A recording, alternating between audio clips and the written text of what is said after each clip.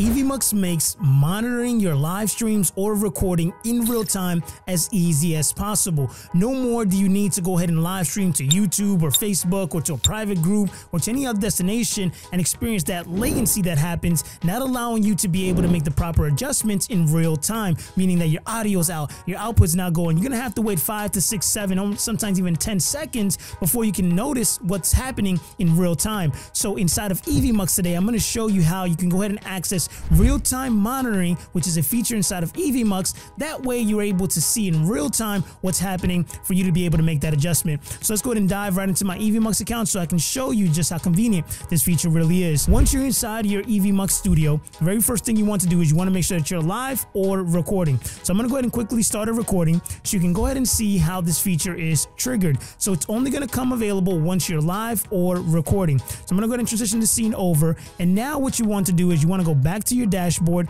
and you want to go ahead and refresh. Once you go ahead and refresh, this is going to give you a new option here that's going to say watch live under the dashboard section. Once you click the watch live, it's going to pop up a window. Now you have two options here. You can go full screen, or you can do what I like to do, which is I like to use the pop out, and then I like to drag it over to another monitor. You can have a big screen on that monitor or bring it right inside of the editor.